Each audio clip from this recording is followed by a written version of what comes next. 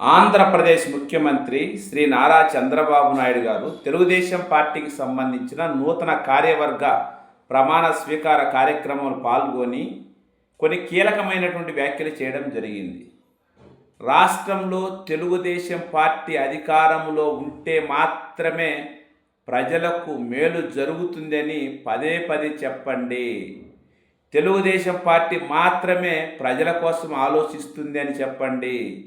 Telugu Desam party మాత్రం ఉంటేనే రాష్ట్రం ముందుకు పోతుంది అనేది కార్యవర్గ సభ్యులు బాగా ప్రచారం చేయాలని ఆయన హితబోధన చేయడం జరిగింది.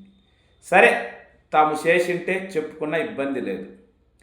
కానీ చంద్రబాబు నాయుడు గారు పార్టీ కార్యవర్గ సభ్యులకు సంబంధించి పార్టీకి సంబంధించిన విధి విధానాలు, ప్రభుత్వం అనుసరిస్తున్న విధి విధానాలు, ప్రభుత్వం ఇస్తున్న సంక్షేమం, ప్రభుత్వం చేస్తున్న అభివృద్ధి కాకుండా ఇక్కడ కూడా ఎక్కువ టైము వైఎస్ఆర్ కాంగ్రెస్ పార్టీని టార్గెట్గా చేస్తూ మాట్లాడడం జరిగింది చంద్రబాబు నాయుడు గారు. నిజంగా ఇది కొంత ఆశ్చర్యకరమే. ఎందుకని, ఒక పార్టీకి సంబంధించిన ఒక నూతన కార్యవర్గం ఏర్పాటైతే ఆ సభ్యులకు ఆ పార్టీకి సంబంధించిన విధి విధానాలు, ఆ పార్టీకి సంబంధించినటువంటి అంశాలను ప్రస్తావించాలి. అలా కాకుండా ప్రత్యర్థి అయినటువంటి రాజకీయంగా వైఎస్ఆర్ కాంగ్రెస్ పార్టీ గురించి ఎక్కువ సమయం కేటాయించడం, ఎక్కువగా ఆ పార్టీ గురించి మాట్లాడడం చూస్తే చంద్రబాబు నాయుడు గారు తన రాజకీయం ఎలా ఇప్పటివరకు కొనసాగించిండో క్లియర్గా అర్థమైపోతుంది. చంద్రబాబు నాయుడు గారు వైఎస్ఆర్ కాంగ్రెస్ పార్టీ గురించి కొన్ని కీలకమైనటువంటి వ్యాఖ్యలు చేయడం జరిగింది. వైఎస్ఆర్ కాంగ్రెస్ పార్టీ గొడ్డలి పార్టీ అని, రాష్ట్ర సంక్షేమం కానీ రాష్ట్ర అభివృద్ధి కానీ వాళ్ళకు పట్టదని, అధికారం లేకపోయినా అభివృద్ధికి అడ్డుపడుతున్నారని, ఇలాంటి వాళ్ళ పట్ల జాగ్రత్తగా ఉండాలని, ఇది ఒక గొడ్డలి పార్టీ అని, అదేవిధంగా జగన్మోహన్ రెడ్డి గారికి సిసిడి అనేటువంటి ఒక వ్యాధి ఉందంట, అది ఆయనకు ఉండడమే కాదు ఆ పార్టీ క్యాడర్కి కూడా అలానే అంటించినాడు, అందుకే వాళ్ళు ఫేక్ ప్రచారాన్ని నమ్ముకొని విష ప్రచారం చేస్తున్నారు, క్రెడిట్ చోరీకి పాల్పడుతున్నారు అనేటువంటి మాటలు చంద్రబాబు నాయుడు గారు అనడం జరిగింది. ఇంతకంటే హైలైట్గా ఆయన కార్యకర్తలకు అంటే కార్యవర్గానికి ఇచ్చినటువంటి సందేశం ఏంది? వివేకానంద రెడ్డి గారి హత్య గురించి ప్రతి చోట చెప్పండి, నిత్యం వివేకానంద రెడ్డి హత్య గురించి మాట్లాడాలి అనే అంశాన్ని చంద్రబాబు నాయుడు గారు హైలైట్ చేస్తూ చెప్పడం జరిగింది. వాస్తవంగా వివేకానంద రెడ్డి గారి హత్యకు సంబంధించి దేశంలోనే అత్యున్నతమైనటువంటి దర్యాప్తు సంస్థ సిబిఐ విచారణ చేస్తుంది.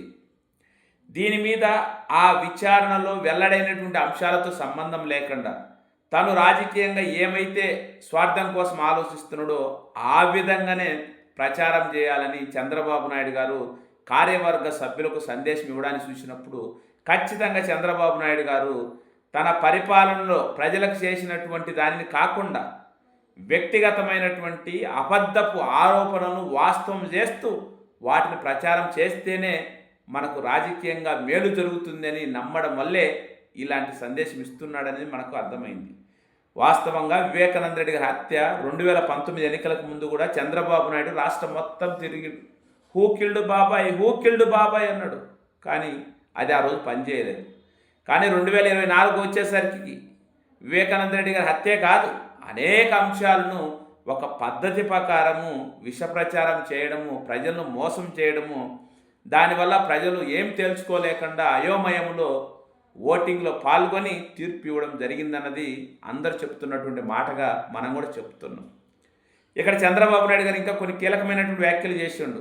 వాస్తవంగా చంద్రబాబు నాయుడు గారు ఎంత మాట మార్చే మనిషి, ఎంత ఏమార్చే మనిషి అంటే కొన్ని విషయాలు చూసినప్పుడు మనకు అర్థమైంది. ఏమంటాడు చంద్రబాబు నాయుడు గారు?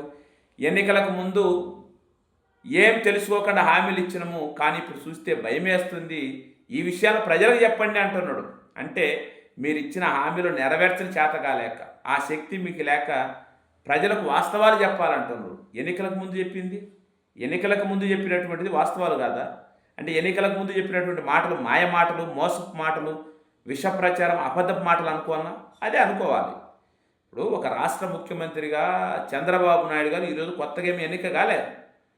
రాష్ట్రంలో ఒక రకంగా చెప్పి తెలుగు రాష్ట్రంలో సీనియర్ పాలిటీషియన్, 4వ సారి ముఖ్యమంత్రి అయినటువంటి వ్యక్తికి అప్పుడు ప్రభుత్వము, అప్పుడు ప్రభుత్వ రాష్ట్ర ఖజానా పరిస్థితి అంచనా వేయకుండానే ఈ హామీలను ఇచ్చిండ్రా? అన్నీ తెలుసు. కానీ ప్రజలు ఏమార్చడానికి, ప్రజలను మభ్యపెట్టడానికి, ప్రజలకు మోసం చేయడానికి ఉన్న ఆర్థిక పరిస్థితిని ఇప్పుడు చెప్తారంట.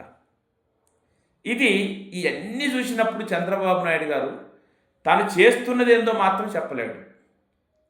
ఏదో ఒక అంశాన్ని పట్టుకొని ఒకసారి ఉపయోగపడిందని అదే అంశాన్ని అనునిత్యం చెప్పాలని పార్టీ క్యాడర్కు సందేశం ఇవ్వడానికి చూస్తే చంద్రబాబు నాయుడు గారు ఖచ్చితంగా 2024లో అనుసరించినటువంటి వ్యూహాన్ని, విధానాన్ని రాబోయేటువంటి ఎన్నికల్లో కూడా అనుసరించబోతున్నాడని మనకు క్లియర్గా అర్థమైంది. వాస్తవంగా ఈ భారతదేశంలోనే ఒక దానిని ఏదైనా ప్రచారం చేయాలంటే అది నిజంగానే అబద్ధాన్ని కానీ ఆర్గనైజ్డ్గా స్ట్రక్చర్ ఉన్నటువంటి ఏకైక పార్టీ ఏదంటే తెలుగుదేశమే. అది అందరం ఒప్పుకోవాల్సింది. కానీ చంద్రబాబు నాయుడు గారు ఏమంటున్నారు? జగన్మోహన్ రెడ్డికి ఒక సిసిడి వ్యాధి ఉంది, ఆయన ఏదో చేయకపోయినా చేసినానని గొప్ప కోసం చెప్తాడు, దాని పత్రికలో వస్తుంది, సోషల్ మీడియాలో వస్తుంది, కార్యకర్తలు విష ప్రచారం చేస్తున్నారు అనేటువంటి మాట అంటున్నాడు. ఈ సిస్టమ్ అంతా కూడా వాస్తవంగా వైఎస్ఆర్ కాంగ్రెస్ పార్టీలు పెద్దగా లేదు. సో వాస్తవంగా జగన్మోహన్ రెడ్డి కార్యకర్తలకు పెద్దగా పార్టీ పరంగా, విధి విధానాల పరంగా సందేశం ఇచ్చేటువంటి అవకాశం చాలా తక్కువగా ఉంది. తాను ఏం చెప్పాలనుకున్నట్టు చెప్తాడు, ఆ తర్వాత వాళ్ళ ఇంట్రెస్ట్ బట్టి వాళ్ళు చెప్తాడు తప్పక తెలుగుదేశం పార్టీ లాగా ఒక అంశాన్ని తీసుకొని ఒక ఆర్గనైజ్డ్గా స్టెప్ బై స్టెప్పు దాన్ని ఫోర్స్గా తీసుకుపోయేటువంటి అవకాశం వైఎస్ఆర్ కాంగ్రెస్ పార్టీకి లేదు. భవిష్యత్తులో ఉంటుందేమో మనకు తెలియదు, ప్రస్తుతానికైతే లేదు. కానీ చంద్రబాబు నాయుడు గారు వాళ్ళు ఏమైతే రాజకీయ వ్యూహాన్ని అనుసరిస్తుండ్రో అదంతా వైఎస్ఆర్ కాంగ్రెస్ పార్టీ చేస్తుందని రివర్స్ అటాక్లో చంద్రబాబు నాయుడు గారు మాట్లాడే మాటలు చూసినప్పుడు ఎంతైనా అనుభవం అనేది మోసం చేయడానికి కూడా ఉపయోగపడుతుందనేది క్లియర్గా అర్థమైంది. చంద్రబాబు నాయుడు గారు చాలా మాట్లాడుతున్నాడు, తెలుగుదేశం ఉంటేనే ఈ రాష్ట్రానికి మంచి జరుగుతుందని. ఏం జరిగింది సార్? ఎన్నికలకు ముందు సంపదను సృష్టిస్తామన్నారు. సంపద సృష్టి ఏదని అడిగితే దానికి సమాధానం చెప్పరు. కానీ సమాధానం మనకు ఏం దొరుకుతుంది? 23 నెలల్లోనే 3,60,000 కోట్ల అప్పులు మనకు ఎదుట కనపడుతుండే. ఏది మరి మీ సంపద సృష్టి శక్తి ఏది? మీ విజన్ ఏది? మీరు విజనరీ లీడర్ అనే 10 మంది చేత చెప్పించుకుంటున్నటువంటి ఒక ఇది ఎక్కడైనా పేరుకే కానీ అది కార్యరూపంలో మనకు కనపడుతుంది? ఎక్కడ కనపడట్లేదు. అది 2019 నుంచి 2024 మధ్యలో ఇదే ప్రభుత్వం అంటే చంద్రబాబు నాయుడు గారు కొనసాగింటే ఈ పార్టీకి రాష్ట్రం అంతా అద్భుతంగా అభివృద్ధి చెంది ఉండేదంట.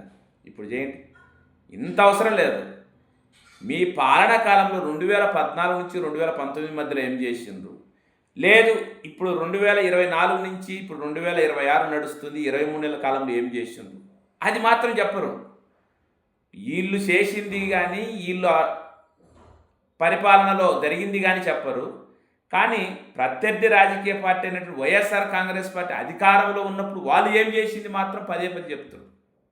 ఇప్పుడు చెప్పచ్చు, కానీ మీరు చేసింది కూడా చెప్పాలి కదా. మీరు చేసింది మాత్రం చెప్పరు. ఇది చంద్రబాబు నాయుడు గారి యొక్క దీర్ఘకాలిక రాజకీయ వ్యూహం అనేది క్లియర్గా అర్థమవుతుంది. వాస్తవంగా చంద్రబాబు నాయుడు గారు మొదటి నుంచి ఆయన రాజకీయ విధానం ఇదే.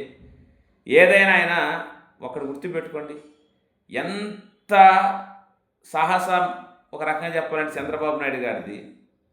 ఒక పక్క ఈ విచ్చలవిడిగా అప్పులు చేస్తూ నేను సంపదను సృష్టిస్తున్నానని చెప్పే ధైర్యం ఉందంటే ఏం అర్థం చేసుకోవాలి? ఇప్పుడు సంపదను సృష్టించేది నిజమైతే 23 నెలల కాలంలోనే 3,60,000 కోట్ల అప్పులు ఎందుకు చేయాల్సి వచ్చింది? ఇది ఖచ్చితంగా ప్రతి ఒక్కరు ఆత్మవిమర్శ చేసుకుంటారు. అయినా కూడా అబద్ధం చెప్పడానికి అంత సాహసం చేసినాడంటే చంద్రబాబు నాయుడు గారి యొక్క రాజకీయ విధానం ఏందో ప్రతి ఒక్కరికి క్లియర్గా అర్థమవుతుంది. ఇంకా చాలా అంశాలు మాట్లాడండి. ఆయన రోజు మాట్లాడేలాగానే తెలుగుదేశం పార్టీ అంటే అది, తెలుగుదేశం పార్టీ అంటే ఇది, కార్యకర్తలు ఎప్పుడు వెన్నంటి ఉంటారు, ధైర్యంగా ఉంటారు, నిలబడతారన్నారు. మరి 2019 నుంచి 24 మధ్యలో మీరు అరెస్ట్ అయ్యేంత వరకు ఎక్కడ పోయినరు? అసలు కనపడినరా? మీరే అంటుంటారు కదా, మీకు సంబంధించిన ఛానల్స్లలోనే చెప్తున్నారు కదా, వైఎస్ఆర్ కాంగ్రెస్ పార్టీ అధికారంలో ఉన్నప్పుడు దాదాపు 3 సంవత్సరాలు క్యాడర్ అంతా చెల్లాచెదురైపోయింది, అక్కడో ఇక్కడో ఎవరైనా మిగిలింటే వాళ్ళందరూ కూడా దాక్కున్నారు అని మీరే చెప్తురు. మళ్ళీ మాత్రం క్యాడర్ ధైర్యంగా నిలబడింది అనేటువంటి మాట మాట్లాడుతారు. ఇక్కడ చంద్రబాబు నాయుడు గారు మాట్లాడుతూ లోకేష్కి వర్కింగ్ ప్రెసిడెంట్ ఏం వర్క్ ఇవ్వలేదు, పార్టీ కోసం చాలా కష్టపడిండు, ముఖ్యంగా యువగలంలో ప్రజలను చైతన్యపరిచిండంట. యువగలంలో ప్రజలను చైతన్యపరచలే. అధికారం వచ్చే ఏ విధంగా అరాచకం చేయొచ్చునో, అధికారులు ఏ విధంగా భయపెట్టచ్చునో, మనం అధికారంలో ఉన్నప్పుడు ఏ విధంగా అవినీతి చేయొచ్చునో, వీటన్నింటికీ అంకురార్పణ జరిగింది యువగలం పాదయాత్రలోనే, రెడ్ బుక్ రాజ్యాంగ రూపంలో. అదే ప్రస్తుతం జరుగుతుంది. అందుకే కదా గతంలో ఎన్నడూ లేని విధంగా రాష్ట్రంలో అవినీతి విలయతాండవం చేసేది. ఇలా చెప్పుకుంటా పోతే చాలా ఉన్నాయి. వీటన్నింటినీ రాష్ట్ర ప్రజలకు తెలిసినప్పటికీ చంద్రబాబు నాయుడు గారు అంటున్నట్టు వాళ్ళేమో మంచి చేసినామని చెప్తూనే చేసిన మంచి ఏదో అంటే సమాధానం ఉండదు. కానీ లేనటువంటి దాన్ని అబద్ధ ప్రచారం మాత్రం బ్రహ్మాండంగా చెప్తారు.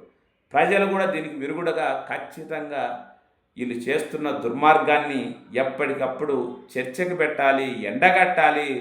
అదే అంతిమంగా ప్రజలను కాపాడుతుంది, రాష్ట్రాన్ని కాపాడుతుంది తప్పక ఏదో వాళ్ళు చెప్తుండారు, వీళ్ళు వింటుండారు, మనకెందుకు లేని వదిలేస్తే 2024 ఎన్నికలకు ముందు ఏం జరిగిందో తర్వాత కూడా అదే జరగబోద్ది. ఇప్పుడు అంత అనుభవం ముందే చెప్పిండ్రు, సంపదను సృష్టిస్తామన్నారు, సృష్టించే సంక్షేమిస్తామన్నారు. ఇవి ఎక్కడన్నా నెరవేరినాయా? ఇది ఒక్కటి చాలు మీకు. ఇది గుర్తుపెట్టుకొని రాజకీయాల గురించి ఆలోచన చేసే వ్యక్తులు ఎవరైనా ఉంటే ఆ విధంగా ముందుకెళ్తే ఎంతో కొంత మంచి జరుగుతుంది అన్నది నా యొక్క వ్యక్తిగత అభిప్రాయం.